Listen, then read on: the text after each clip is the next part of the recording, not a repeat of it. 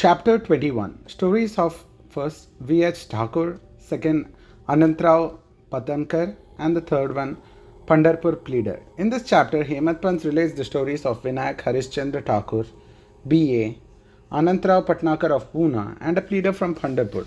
All these stories are very interesting, which, if very carefully read and grasped, will lead the readers onto a spiritual path. Preliminary. It is a general rule that it is a good luck in the form of accumulation of merits in the past birth that enables us to seek the company of saints and profit thereby. In illustration of this rule, Hemadpant gives his own instance. He was a resident magistrate of Bandra, a suburb of Bombay, for many years. A famous Mohammedan saint by name Pir Maulana was living there, and many Hindus, Parsis, and many others who followed different religions used to go to him and take his darshan. His Mujawir, that is the priest by his name Ines, pressed Hemadpant many a time, night and day, for going to see him. But for some reason or the other, he was not able to see him. After many years, his turn came and he was called to Shirdi when he was permanently enlisted in Sai Baba's Darbar. Unfortunate fellows do not get this contact of the saints. It is only the fortunate ones that get it. Instructions of saints. There have been institutions of saints in the world from time immemorial. Various saints appear themselves in various places to carry out the missions allocated to them. But though they work in different places, they are as it were one. They work in union under the common authority of the Almighty Lord and know full well what each of them is doing in his place and supplement his work when necessary. An instance illustrating this is given below. Mr. Thakur, Mr. V.H. Thakur B.A. was a clerk in the revenue department, and he once came to a town called Vadgaon near Belgaon along with a survey party. There he saw a Kannarsi saint, Appa, and bowed before him. The saint was explaining the portion from the book Vichar Sagar of Nichal Das to the audience. When Thakur was taking his leave to go, he said to him, "You should study this book, and if you do so, your desires will be fulfilled. When you go to the north in the discharge of your duties in future, you will come across a great saint by your good luck. Then he will show you the true path and give you a mind rest and make you happy." Then he transferred to Junar, where he had to go by crossing Nane Ghat. That ghat was very steep and impassable, and no other conveyance other than a buffalo was used to cross it. So he had to ride a buffalo through the ghat, which inconvenienced and pained him a lot. Therefore, he was transferred to Kalyan on higher post, and there he became acquainted with Nanasaheb Chandorkar. He heard much about Sai Baba from him and wishes to see him. Next day, Nanasaheb had to go to Shirdi, and he asked Thakur to accompany him. He could not do so as he had to attend the Thana civil court for a civil case. So Nanasaheb went alone. Thakur went to Thana, but the case was postponed. Then he repented for not accompanying Nanasaheb. Still, he left for Shirdi, and when he went there, he found that Nanasaheb had left the place the previous day. Some of his other friends who he met there took him to Baba. He saw Baba, fell at his feet, and was overjoyed. His eyes were full of tears, and his hair stood at end. Then after a while, the omniscient Baba said to him, "The path of this place is not so easy as the teachings of the Kannarsi Saint Appa, or even as the buffalo ride in the Nane Ghat.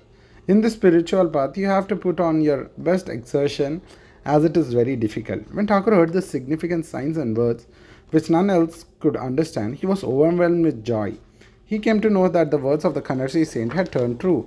Then, joining both hands and placing his head on Baba's feet, he prayed that he should be accepted and blessed. Then Baba said, "What Appa told you was right. But these things need to be practiced and lived. Mere reading won't help. You have to drink and carry out what you read. Otherwise, it is of no use. Mere book learning without the grace of the Guru and self-realization is of no avail." The theoretical portion was read from the work Vichar Sagar by Thakur, but the practical was shown by Baba at Shirdi. Another story given below will bring out the truth more forcibly. Anantrao Patankar. One gentleman from Pune by name Anantrao Patankar wished to see Baba. He came to Shirdi and took Baba's darshan. His eyes were appeased and he was much pleased. He fell at Baba's feet and after performing proper worship said to Baba, "I have read a lot, studied Vedas, Vedanta and Upanishad and heard all the Puranas, but still I have not got any peace of mind. So I think that all my readings are useless. Simple, ignorant, devout person are better than myself. Unless the mind becomes calm, all book learning is of no avail. I have heard from many people that you easily give peace of mind to so many people by a mere glance and playful words. So I have come here Please take pity on me and bless me. Then Baba told me a parable, which is as follows. Parable of 9 balls of stone. Once a Sodagar, that is a merchant, came here. Before him a mirror passed her stools, 9 balls of stools. The merchant, intent on this quest, spread the end of the dhotar and gathered all the 9 balls in it, and thus he got concentration of mind. Mr. Patankar could not make out the meaning of the story, so he asked Ganesh Damodar, alias Dada Khelkar, what Baba meant by this. He replied, I too do not know all what Baba says, but at his inspiration I say what I come to know. This mirror is God's grace, and the 9 balls executed are the 9 forms of bhakti. The first one is Shravana, that is hearing. Second one is Kirtana, that is praying. Third one is Smarana, that is remembering. Fourth one is Padasena, that is resorting to the feet. Fifth one is Archana, that is worship. Sixth one is Namaskara, that is bowing. Seventh one is Dasya, that is service. Eighth one is Sakyatva, that is friendship. And the ninth one is Atmani Vedana, that is surrender of the self.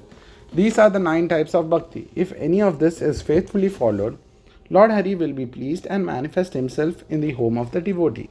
All these sadhanas, japa, vocal worship, tapas, that is penance, yoga practice and studying the scriptures and expounding them are quite useless unless they are accompanied by bhakti, that is devotion. Knowledge of the Vedas or fame as a great jnani and mere formal bhajan are of no avail. What is wanted is loving devotion. Consider yourself as the merchant or seeker after the truth and be anxious and eager like him to collect or cultivate the 9 types of devotion. Then you will attain stability and peace of mind. Next day, when Patankar went to Baba for salutation, he was asked whether he collected the 9 balls of stool. Then he said that he, being a poor fellow, should first be graced by God and then he will be easily collected. Then Baba blessed and comforted him in saying that he would attain peace and welfare. After hearing this, Patankar became overjoyed and happy. The Pandharpur Pleader. We shall now close this chapter with a short story showing Baba's omniscience and his using it for correcting people and setting them on the right path. Once a pleader from Pandharpur came to Shirdi, went to the masjid, saw Baba, fell at his feet, and without being asked, offered some dakshina and sat in the corner eager to hear the talk and what was going on. Then Baba turned his face towards him and said, How cunning the people are. They fall at your feet, offer dakshina, but inwardly give abuses behind your back. Is not this wonderful? This cap fitted the pleader and he had to wear it. None understood the limak, but the pleader grasped it but kept silent. When they returned to the Wada, the pleader said to Kakasaheb Dikshit, What Baba remarked was perfectly right. The dart was aimed at me. It was a hint for me that I should not indulge in reveling or scandalizing others. When the sub-judge or munif of Pandharpur, that is Mr. Nulkar, came and stayed there for the improvement of his health, a discussion about this matter was going on in the ballroom at Pandharpur, as it ever happens in many ballrooms. It was said or discussed that whether the ailments from which the sub-judge suffered were ever likely to be gotten rid of without medicines, by mere going after Sai Baba, and whether it was proper for an educated man like the sub-judge to have recourse to such methods. The subject was taken to task, that is, he was criticized, as also was Sai Baba. I also took part in this affair, and now Sai Baba showed me the impropriety of my conduct. This is not a rebuke to me, but a favor and advice that I should not indulge in scandalizing or slander of others, and not interfere unnecessarily in other affairs. Shirdi is about 100 kos. 1 kos equals 3 miles, distant from Pandharpur. Still, Baba by his omniscience knew what transpired there in the bar room. The intervening places, rivers, jungles, mountains were not a bar to his all-pervasive sight, and he could see or read the hearts of all. There was nothing secret or veiled from him. Everything far or near was plain and clear to him, as broad as daylight. Let a man be far or near, he cannot avoid the all-prevailing gaze of Sai Baba. From this incident, the pleader took the lesson that he should never speak ill of others, nor unnecessarily criticize them. This his evil tendency was completely got rid of, and he was set on the right path. Through the story refers to the pleader, still it is applicable to all. Therefore, take this lesson to the heart and profit thereby. Sai Baba's greatness is unfathomable, so are his wonderful leelas. His life is also such, for he is a Parabrahma, that is Lord incarnate. Bow to Sri Sai, peace be to all.